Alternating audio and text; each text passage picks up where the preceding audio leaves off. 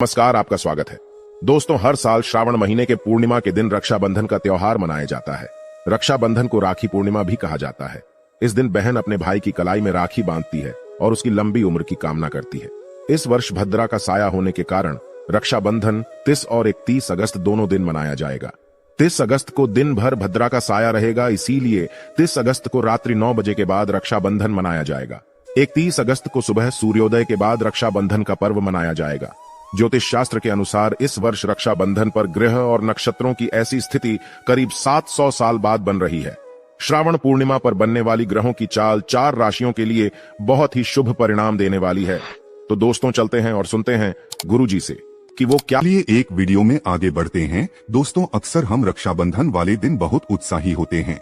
राखी बंधवाने के लिए अपनी बहन का इंतजार करते हैं कि कब हमारी बहन हमारी कलाई पर राखी बांधेंगी, किंतु उस त्योहार के पश्चात हम बंधे हुए उस रक्षा सूत्र पर ध्यान ही नहीं देते। कई लोग तो उसी दिन राखी को उतारकर कहीं रख देते हैं या कहीं फेंक देते हैं।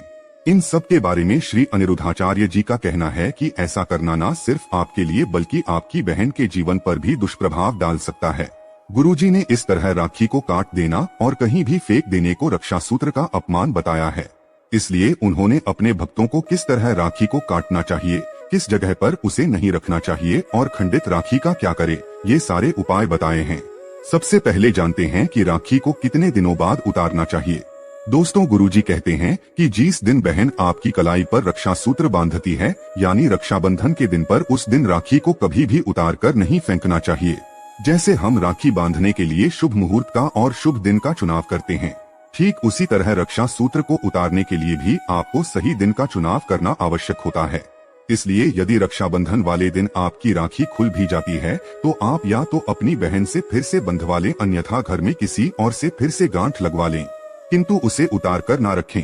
उस दिन रक्षा सूत्र को अपनी कलाई पर बने रहने दें।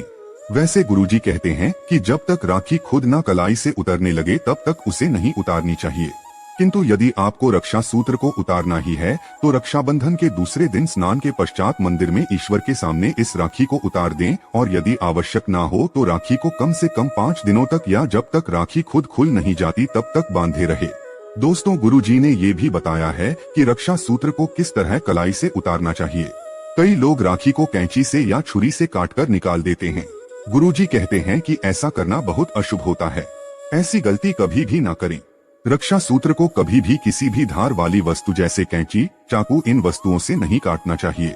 रक्षा सूत्र को हमेशा ही आप हाथ से उतारे, गांठ खुलती है तो ठीक, नहीं तो आप इसे हाथ से चीरकर भी तोड़ सकते हैं, किंतु इसे इन चीजों से कभी भी नहीं काटना चाहिए। इससे आप शगुन माना जाता है। रक्षा सूत्र भाई बहन के प्यार का विश्वास था और आपसी भाव का प्रतीक माना जाता है। कैंची, चाकू, धार वाली चीजें राहु का प्रतीक होती है, तो रक्षा सूत्र को इन चीजों से काटने से आप पर राहु का प्रभाव पड़ सकता है। और राहुल भाई बहन के आपसी स्नेह और भाव को क्लेश में परिवर्तित करने की क्षमता रखता है। इसीलिए गुरुजी कहते हैं कि ऐसी गलती भूल से भी ना करें। अब बात करते हैं, यदि आपने राखी को उतारकर कहीं भी फेंक दिया है तो इसके कौन से प्रभाव आप पर पड़ सकते हैं। गुरुजी ने भक्तों को रक्षा सूत्र की महिमा बताते हुए कहा है कि ये प्रथा तब से शुरू हुई जब कृष्ण स्वयं द्रौपदी की रक्षा के लिए सभा में पधारे थे, क्योंकि द्रौपदी ने श्री कृष्ण की कलाई से बहते खून को रोकने के लिए अपनी साड़ी के टुकड़े को फाड़कर उनकी कलाई पर बांधा था, और उस वक्त श्री कृष्ण ने उसे उनकी रक्षा का वचन दिया था। इसीलिए हर भाई बहन की कलाई पर रक्षा सूत्र बांधती है और भाई से अपनी रक्षा का वचन लेती है। ऐसे पवित्र और रक्षा सूत्र को आप यदि कचरे में या घर के किसी कोने में फेंक देते हैं तो इसका दुष्प्रभाव न सिर्फ आप पर बल्कि आपकी बहन के जीवन पर भी पड़ सकता है। गुरुजी ने साफ साफ शब्दों में कहा है कि राखी को कभी भी कैंची से काटकर कचरे में या घर के कोने में नहीं फेंकना चाहिए। शास्त्रों में भी इसका उल्लेख मिलता है कि रक्षा सूत्र केवल एक धागा मात्र नहीं, किंतु बहन की दुआओं का प्रतीक होता है। इसके बंधे रहने से आप पर कष्ट और मुसीबतें नहीं आती। दोस्तों, रक्षा सूत्र को फेंकने से आपके जीवन भर तो इसका दुष्प्रभाव दिखाई पड़ता ही है, साथ में आपकी बहन के साथ भी आपके संबंध में खटास पैदा हो सकती है। इसलिए अगर आप भी आज तक ये गलती करते आए हैं तो इस बात का विशेष ख्याल रखें। रक्षा सूत्र को उतारने के बाद आखिर इसे कहाँ रखना चाहिए, जिससे इसका दुष्प्रभाव भी भाई बहन के रिश्ते पर ना पड़े।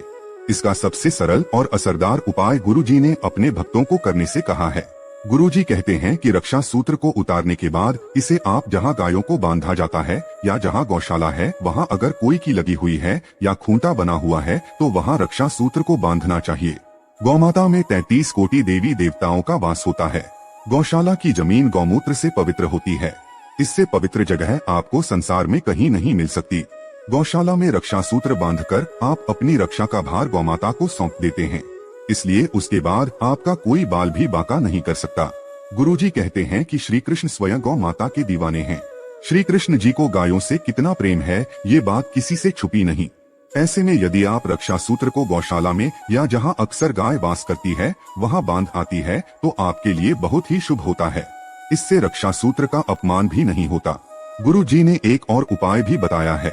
यदि आपके आसपास गौशाला नहीं है तो आप वो रक्षा सूत्र को पीपल के पेड़ की जड़ों में भी डाल सकते हैं। पीपल के पेड़ में हनुमान जी का वास होता है और पीपल का पेड़ आपको आसानी से आपके आसपास भी मिल जाएगा। गुरुजी बताते हैं कि ऐसा करने से हनुमान जी स्वयं भाई बहन के रिश्ते की, उनके प्रेम भाव की रक्षा का भार स्वयं ले लेते हैं।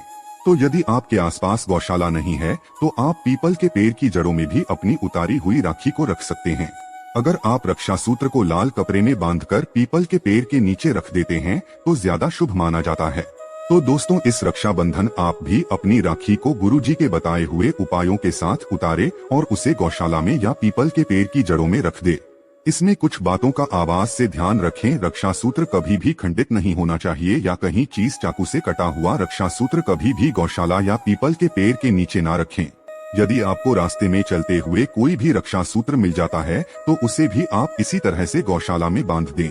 ऐसे रास्ते में पैरों तले रक्षा सूत्र का अपमान करना शुभ नहीं माना जाता। तो उम्मीद करते हैं कि गुरुजी की बताई हुई ये बातें और चेतावनी आपको जरूर पसंद आई होगी।